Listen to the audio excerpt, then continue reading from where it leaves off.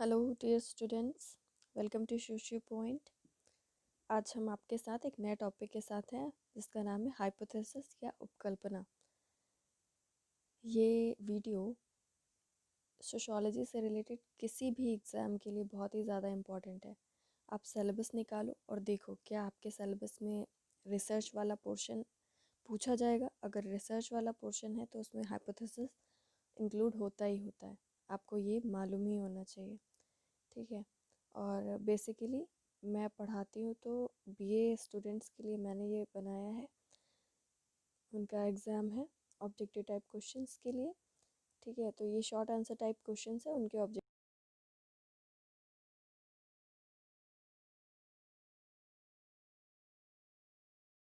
Important है। और कुछ स्टूडेंट्स हैं जो मुझे कमेंट करते हैं, बोलते हैं कि मैं लखनऊ यूनिवर्सिटी से बिलोंग करता हूँ, क्या मुझे मेरे लिए बेनिफिशियल है आपका ये टॉपिक या कोई और टॉपिक। तो देखिए, आप अपने सिलेबस को अपने सामने रखिए और देखिए क्या उसमें आपका रिसर्च वाला पोर्शन पूछा जाएगा या उसमें हाइपोथेसिस सीधे सीधे भी दे सकता है। ठीक है, हाइपोथेसिस अगर है आपके में तो है, ये बेनिफिशियल है। ठीक है, आपको जो भी टॉपिक्स कंफ्यूजन होती है कि क्या ये मेरे काम का है कि नहीं है, सीधी सी बात है, अपना सिलेबस अपने सामने रखिए और उससे मैच करिए। ठीक है, सिलेबस से मैच करिए, अगर सिलेबस में है तो ठीक है, इम्पॉर्टेंट है, आपको पढ़ना चाहिए। ठीक है। और ये बीए थर्ड ईयर कि जिस भी सेमेस्टर में कोई भी बच्चा है तो उसे ये रिवाइज कर लेना चाहिए। ठीक है। और आपका एग्ज़ाम आने ही वाला है। काफ़ी बच्चे रिक्वेस्ट कर रहे थे कि मैम डेली आप मतलब वीडियो मुझे प्रोवाइड करिए। देखिए, काफ़ी सारे काम होते हैं इसके साथ साथ भी, तो मुझे पॉसिबल नहीं हो पाता है रेगुलरली आपको वीडियो प्रोवाइड कर पाना। ठीक है, इसीलिए मैं कह रही थी कि अगर आप इसको ज़्यादा से ज़्यादा सब्सक्राइब करते हैं तो इसमें 1K सब्सक्राइबर अगर हो जाते हैं, यानी कि 1000, तो इसमें एक लाइव वीडियो का ऑप्शन ओपन कर देता है यूट्यूब। तो उससे काफ़ी हेल्पफुल हो जाएगा मेरे लिए, हर एक मेरा क्लास, लाइव क्लास जो मैं क्लास में देती हूँ उसको रिकॉर्ड करना, तो वो आपके लिए हेल्पफुल हो जाएगा। ठीक है, बजाय इसके कि मैं अलग से वीडियो रिकॉर्ड करूँ हर एक। ठीक है, तो वो पॉसिबल नहीं हो पाता है, इसलिए बहुत कम वीडियोस में दे पाती हूँ। लेकिन जो भी वीडियोस हैं बहुत ही ज़्यादा इम्पॉर्टेंट है, आप ज़रूर उससे हेल्प लीजिए।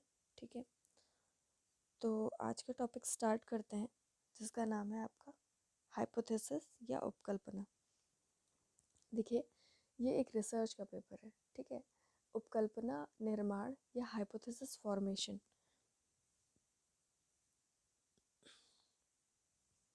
रिसर्च का एक स्टेप होता है, बहुत ही इम्पॉर्टेंट स्टेप होता है।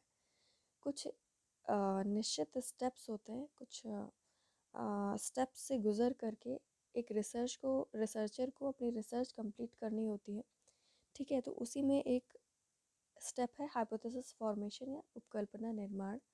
ठीक है, तो उसको बनाने में हाइपोथेसिस को काफ़ी सारी सावधानियाँ रखनी पड़ती हैं और बहुत सारी चीज़ें ध्यान में रखनी पड़ती हैं, तो वो सारी चीज़ें आपको मालूम होनी चाहिए।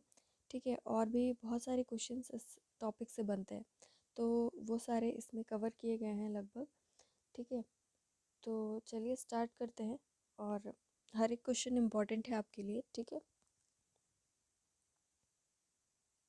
फर्स्ट क्वेश्चन है आपका, what is also known as presumptive conclusion.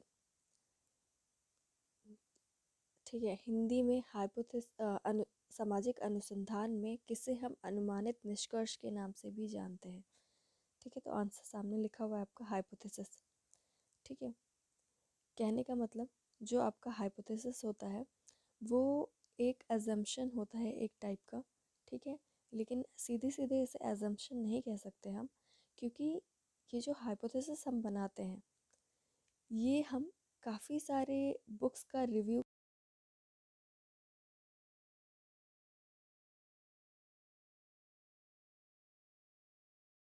ठीक है, तो वो सारा रिव्यू करके ही हम हाइपोथेसिस बनाते हैं। ठीक है, तो हमने जो रिसर्चेस पहले हो चुकी हैं, जो बुक्स पहले लिखी जा चुकी हैं, ठीक है, जो एक्सपीरियंसेस पहले से मौजूद हैं, उन्हीं के बेस पर हम एक अपना एजम्पशन बनाते हैं। ठीक है, तो उन सारी चीज़ों को पढ़ करके हम एक कंक्लूज़न निकालते हैं, तो इसीलिए उसे हम हाइपोथेसिस को बोलते हैं हम प्रिजम्पटिव कंक्लूज़न। ठीक है, जैसे आपको मैंने बताया था कि अगर आप रिसर्च करने जा रहे हो तो हमें पहले से ही एक कंक्लूज़न अपने माइंड में रखना होता है और उसी के बेस पर अपनी हम पूरी रिसर्च करते हैं।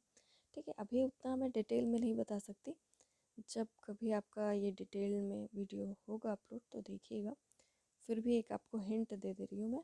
ठीक है, what is also known as guide for the researcher while conducting a research। Hindi में अनुसंधानकर्ता के लिए अनुसंधान में किसी गाइड के रूप में जाना जाता है, तो वो है आपका हाइपोथेसिस या उपकल्पना। ठीक है, जैसे कि अभी मैंने बताया कि सारी रिव्यूज़ को करके बुक्स का या थ्योरीज़ का, सारे अवेलेबल टेक्स्ट का रिव्यू करके हम क्या करते हैं, एक प्रिजम्पटिव कंक्लूज़न निकालते हैं और उसी कंक्लूज़न के सहारे हम अपनी रिसर्च को कंप्लीट करते हैं। और वही ये जो हाइपोथेसिस हम बना लेते हैं, उसी प्रिजम्पटिव कंक्लूज़न जिसे हम कह रहे हैं वो एक हाइपोथेसिस है ना, तो उसी के सहारे हम अपनी रिसर्च से रिलेटेड डेटा को कलेक्ट करते हैं, तो इसीलिए वो एक गाइड के रूप में काम करता है। ठीक है, वरना हम कुछ भी डेटा कलेक्ट करने लगेंगे, हमारे पास ऐसे हाइपोथेसिस रहता है तो हम उसी से रिलेटेड हमेशा डेटा कलेक्ट करते हैं, तो वो एक गाइड के रूप में हमारे लिए काम करता है।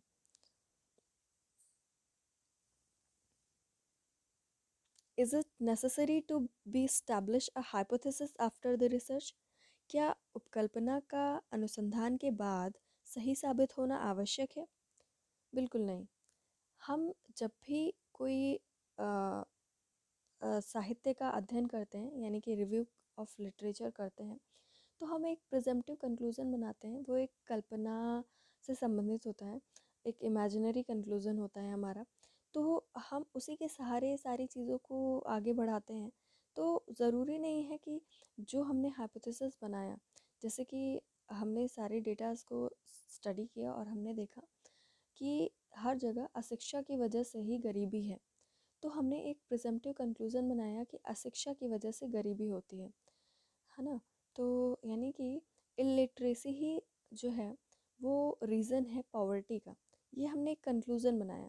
ठीक है, यानी कि ये हमारा हाइपोथेसिस है कि इलिटरेसी ही जो है पॉवर्टी का रीज़न है, ये एक हाइपोथेसिस है। ठीक है, ये स्टेटमेंट इसी को हम हाइपोथेसिस कहेंगे, जिसे हमने क्या किया, बहुत सारे रिव्यूज़ करके बनाया, बहुत सारे साहित्य का अध्ययन करके हमने इसे बनाया है। ठीक है, अब हम इसको हम टेस्ट करने के लिए फील्ड में जाते हैं या टेक्स्ट बेस्ड स्टडी करते हैं, तो मतलब क्या, ये जो हमने बनाया स्टेटमेंट ये सही भी साबित हो सकता है और ये गलत भी साबित हो सकता है। ठीक है, तो ज़रूरी नहीं है कि एक इस्टेब्लिश हो जाए हाइपोथेसिस। ठीक है, उपकल्पना अनुसंधान के बाद सही साबित हो ये ज़रूरी नहीं है। Is a hypothesis an imaginary conclusion? बिल्कुल नहीं। अभी मैंने इमेजिनरी का जो वर्ड यूज़ किया था अभी थोड़ी देर पहले,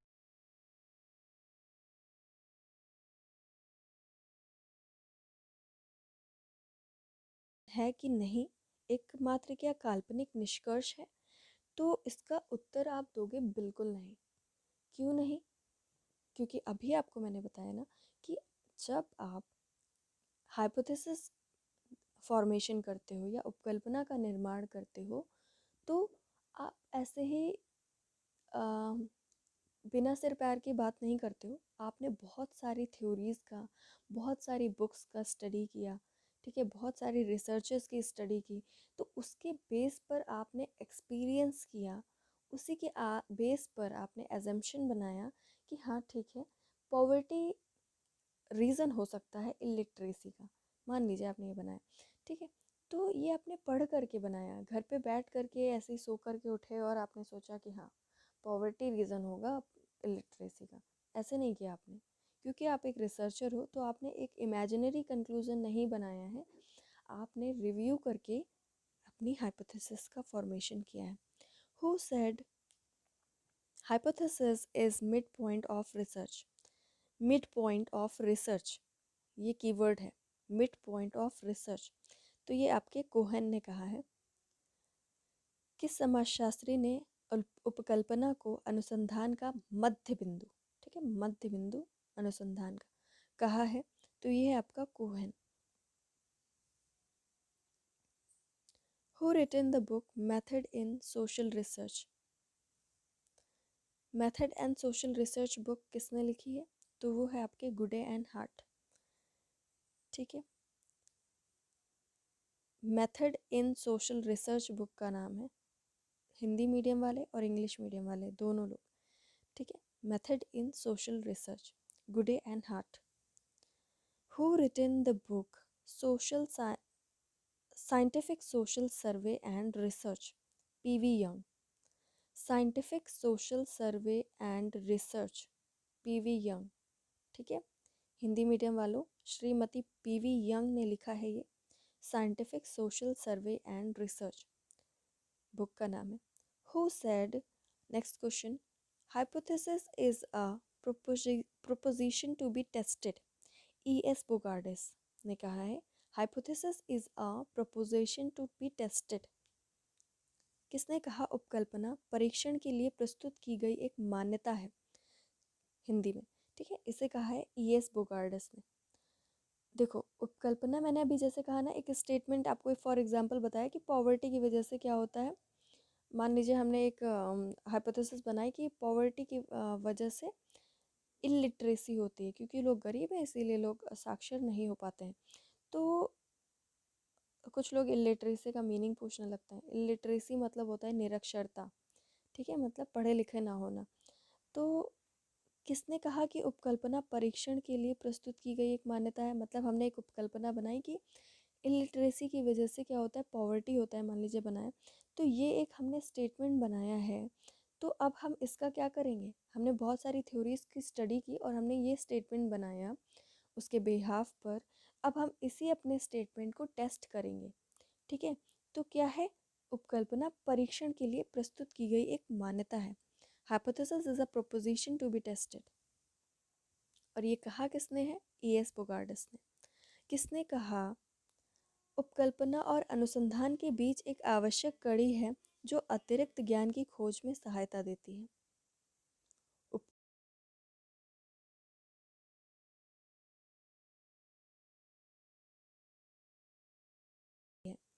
इसी का इंग्लिश में हम क्या कहेंगे?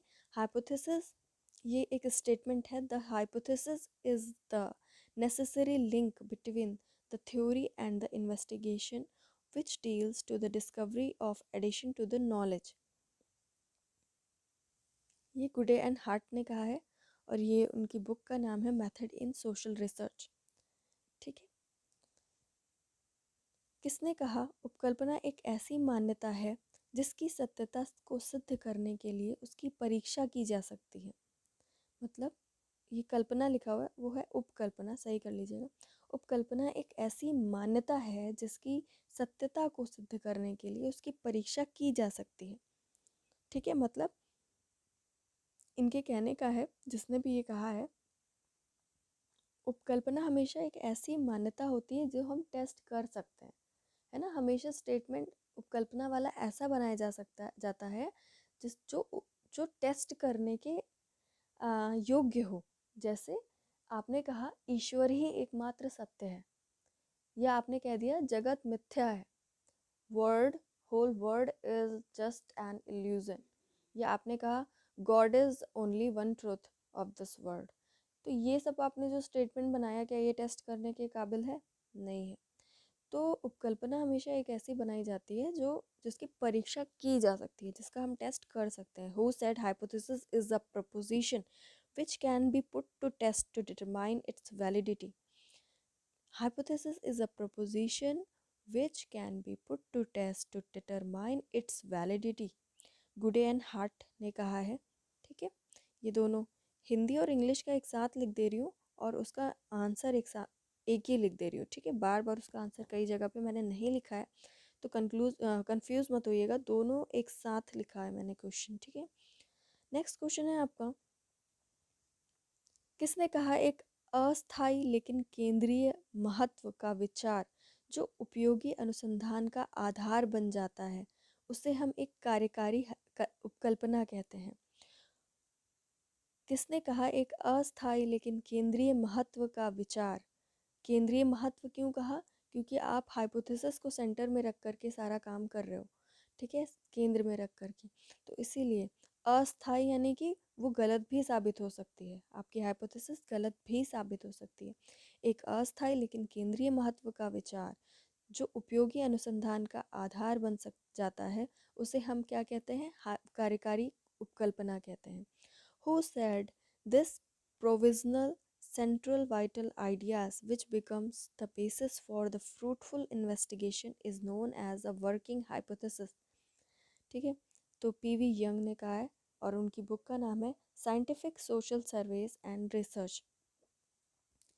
स्टेटमेंट फिर से देख लीजिए। The provisional central vital ideas which becomes the basis for fruitful investigation is known as a working hypothesis। Write the types of hypothesis which is described by Gooday and Hart।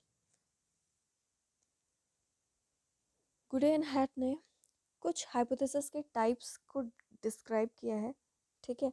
तो उनके नाम आप देख लीजिए, 5 नाम हैं, ठीक है। 5 टाइप्स इन्होंने डिस्क्राइब किए हैं, उनके नाम देख लीजिए। Hypothesis related to empirical uniformities. Number 2, hypothesis related to complex ideal types.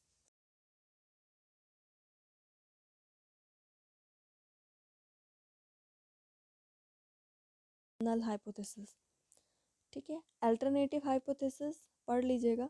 जब हम एक उपकल्पना बनाते हैं, जब हम एक हाइपोथेसिस का फॉर्मेशन करते हैं रिव्यू ऑफ लिटरेचर के बाद, तो क्या करते हैं हम एक के साथ साथ दूसरी भी उपकल्पना को हम, जैसे एक हम कहते हैं ना कि प्लान ए प्लान बी, तो प्लान बी भी रखते हैं, तो उसे हम कहते हैं अल्टरनेटिव हाइपोथेसिस। जब हम एक दूसरी उपकल्पना भी अपने पास रखते हैं कि पहली अगर गलत साबित हो गई, आधा रिसर्च किया और पहले ही गलत साबित हो गई पहले ही, तो कम से कम हमारे पास दूसरी उपकल्पना हो उस लिटरेचर के रिव्यू के बेस पर, तो हम अब उसको टेस्ट के लिए आगे बढ़ा सकें, ठीक है। नल हाइपोथेसिस भी देख लीजिएगा, शून्य उपकल्पना, ज़ीरो, नल मतलब ज़ीरो, ठीक है।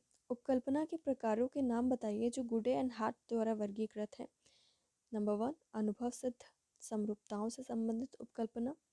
नंबर 2, आदर्श प्रारूपों से संबंधित उपकल्पनाएं। नंबर 3, विश्लेषणात्मक चरों से संबंधित उपकल्पना।